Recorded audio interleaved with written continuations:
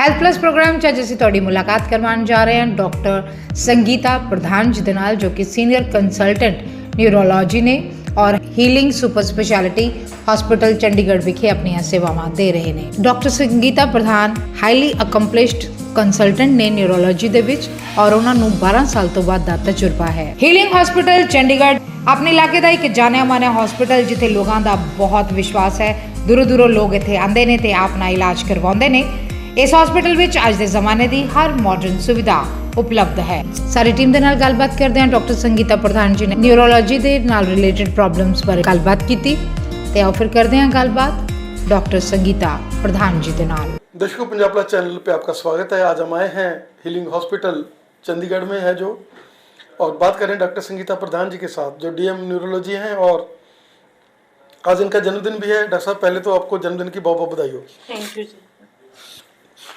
संगीता जी, क्या कहना चाहेंगे कि जो बंदा जन्म लेता है और तभी से उसके गोल तय होते हैं, भगवान ने तय किए होते हैं, और आपने एक ऐसा फील्ड चूज़ किया जिसकी बहुत ज़्यादा ज़रूरत थी, क्योंकि पहले हम जब देखते थे कोई ब्रेन ट्यूमर वाला, कोई ब्रेन हेमरेज वाला, कोई पैरालाइज वाला, वो लोग बहुत कम ठीक होते थे। लेकिन आजकल आप डॉक्टर्स ने इस सेवा को आगे बढ़ाया है और लोगों को एक ज़िंदगी दी है। क्या कहना चाहेंगे? देखो कि ये है कि डेस्टिनी है, इसमें मैं बहुत विश्वास करती हूँ कि हाँ, कि डॉक्टर बनी हूँ मैं न्यूरोलॉजी की।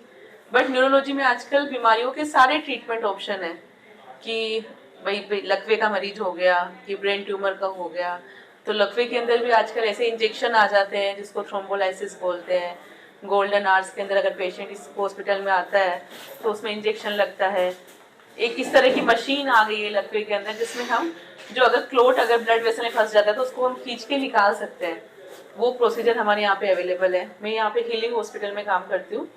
10 से 5 मेरे यहाँ पे ओपीडी टाइमिंग्स है और 24/7 हमारे यहाँ पे इमरजेंसी अवेलेबल है। एक स्ट्रोक यूनिट भी यहाँ पे कार्यरत है कि स्ट्रोक यूनिट में हमारी टीम होती है, न्यूरोलॉजिस्ट होता है, उसमें न्यूरोसर्जन होता है, इंटरवेंशन प्रोसीजर्स होते हैं कि स्ट्रोक के पेशेंट्स है तो उसके अंदर थ्रोम्बेक्टमी, कैरोटिड स्टेंटिंग, जैसे कि पहले हम हार्ट में सुनते थे कि हार्ट में ब्लॉकेज हो गया तो स्टंट पड़ गया, वैसे ही आजकल ब्रेन में भी है कि अगर ब्रेन की नसों में कोई ब्लॉकेज है तो उसमें स्टंट पड़ सकता है, जिससे हम लकवे को बचा भी सकते हैं। और कोई लकवा अगर पेशेंट अगर आता है तो लकवे को हम टाइमली अगर ट्रीट करें तो उसमें 95% पेशेंट्स के अंदर हम परमानेंट जो डिसेबिलिटी या परमानेंट कोई डैमेज रह जाता है उसको हम बचा सकते हैं, कर सकते हैं। तो यहाँ पे हमारे पास में सारी न्यूरो से रिलेटेड, जैसे स्ट्रोक हो गया, ब्रेन ट्यूमर, सर दर्द, एपिलेप्सी, पार्किंसन की भी आजकल सर्जरी होती है, डीप ब्रेन स्टिमुलेशन, वो फैसिलिटी भी यहाँ पे उपलब्ध है और सही रेगुलर रेट्स के अंदर है। और न्यूरोलॉजिस्ट, न्यूरोसर्जन, इंटरवेंशन सारे प्रोसीजर्स यहाँ पे होते हैं। ब्रेन ट्यूमर की जो माइक्रोस्कोपिक सर्जरीज होती है, न्यूरो नेविगेशन टेक्निक से होती है, वो भी यहाँ पे होता है। और रेगुलर ओपीडीज रहती है। एपिलेप्सी पेशेंट्स हो गए, माइग्रेन, पार्किंसन, वर्टाइगो, कमर दर्द से रिलेटेड सिम्टम्स। और न्यूरो लैब है हमारे पास में, जिसमें ईईजी है, एनसीवी है, ईएमजी, वीईपी, एमआरआई ब्रेन हमारे पास में अवेलेबल है, 24/7 सीटी स्कैन, सारी सुविधाएं यहाँ पे है। जैसे क्या कहना चाहेंगे कि टाइम इज़ वेरी प्रीशियस। जब भी कोई किसी को स्ट्रोक आता है, किसी को लगता है, तो टाइम वेस्ट करने की बजाय, क्योंकि वो टाइम जो है जो अगर निकल जाता है तो वो वापस आता नहीं है, और उस टाइम पर अगर आप किसी बढ़िया स्पेशलाइज्ड जगह पर पहुंच जाएं और जैसे आपके पास इंटरवीनिंग या सिटी स्कैन आपके पास मौजूद है, क्या कहना चाहेंगे कि लोगों को टोटकों में नहीं पड़ना चाहिए? आप लोगों को एक बढ़िया जो है एक जनरलाइज जो ट्रीटमेंट है उसकी तरफ जाना चाहिए। देखो, इसमें है कि रिसर्च है, डाटा है, वो कहते हैं कि एवरी मिनट्स, मतलब एक एक मिनट ब्रेन के लिए इम्पोर्टेंट है। अगर 1 मिनट भी आपने ट्रीटमेंट डिले किया तो 3.2 बिलियन न्यूरो सेल्स डाई होती है। तो टाइम बहुत इंपॉर्टेंट है ब्रेन के केसेस में। अब लोगों का वहम होता है कि वहाँ चले जाएंगे, जैसे यहाँ पे है ट्रेंड कि गूंगा टीबी जाते हैं लोग, इंजेक्शन लगाते हैं, बट इस तरह का कुछ ट्रीटमेंट नहीं होता है। कुछ स्ट्रोक ऐसे होते हैं 4 to 5% केसेस जिसमें माइनर क्लोट होता है, वो अपने आप ठीक हो जाता है, वो केसेस कहीं पे भी ठीक हो जाते हैं। बट कुछ जो स्ट्रोक, मेजर स्ट्रोक होते हैं जिसमें ब्लॉकेज होता है, उसमें इंजेक्शन की जरूरत पड़ती है, सर्जरीज की जरूरत पड़ती है, अगर आईसीयू केयर की जरूरत पड़ती है, उसके लिए आपको हॉस्पिटल ही आना चाहिए।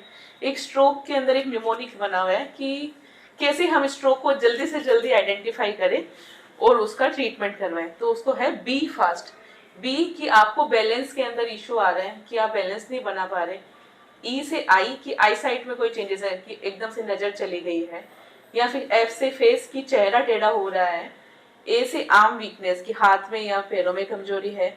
एस से स्पीच मतलब आवाज में कोई बदलावपन आ गया, आवाज तुतली हो गई है या फिर बोल नहीं पा रहा है। It is time to act कि जितना जल्दी आप हॉस्पिटल जाओगे, जितना जल्दी आप इमरजेंसी जाओगे, जितना टाइम पीरियड में आप हॉस्पिटल पहुंच जाते हो, तो 3 to 4.5 आवर विंडो के अंदर, जिसको गोल्डन विंडो पीरियड बोलते हैं, उसके अंदर इंजेक्शन लगता है खून पतले वाला, थ्रोम्बोलाइसिस बोलते हैं, उसमें 90 to 95% केसेस रिकवर कर जाते हैं। कुछ केसेस में हमें सर्जरीज की जरूरत पड़ती है, जिसमें थ्रोम्बेक्टमी होता है, क्लोट को एक मशीन के द्वारा निकाला जाता है सक्शन करके, थ्रोम्बेक्टमी। वो फैसिलिटी भी यहाँ पे हीलिंग हॉस्पिटल में मौजूद है। तो हमारे यहाँ पे हीलिंग हॉस्पिटल में complete neuro science department running है, जिसमें neurologist, neurosurgeon, intervention, complete neuro lab है, न्यूरो आईसीयू भी है। उसके अलावा हमारे पास में कैथ लैब है एडवांस, जिसके अंदर सारी surgeries, carotid stenting, thrombectomy, Parkinson surgeries.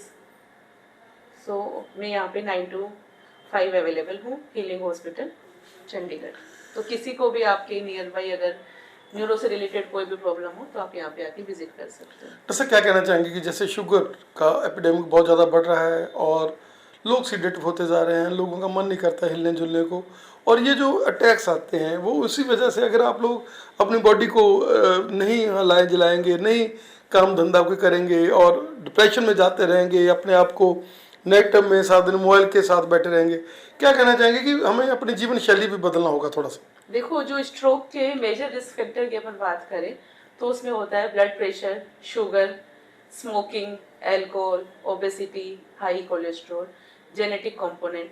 तो ऐसे केसेस में हम ये कहना चाहेंगे कि आपको अपना, अगर आप बीपी या शुगर के मरीज हो तो रेगुलर मंथली अपना चेकअप करवाना चाहिए, रेगुलर मेडिसिन लेनी चाहिए, एक हेल्दी लाइफस्टाइल फॉलो करना चाहिए कि आप सुबह 30 मिनट्स के लिए वॉक कर रहे हैं, इवनिंग वॉक के लिए जा रहे हैं, योगा एंड मेडिटेशन कर रहे हैं, वो green leafy vegetables, healthy diet, non veg कम यूज किया जाए, कम खाया जाए, कम अमाउंट में, क्योंकि नॉनवेज में भी कोलेस्ट्रॉल ज़्यादा रहता है।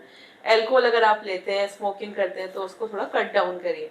तो जो लाइफस्टाइल मॉडिफिकेशन फैक्टर्स होते हैं उससे हम 70 to 80% स्ट्रोक को बचा सकते हैं। Doctor, you are an institution, you have long data, हमें समझ देने के लिए बहुत बहुत धन्यवाद। Thank you.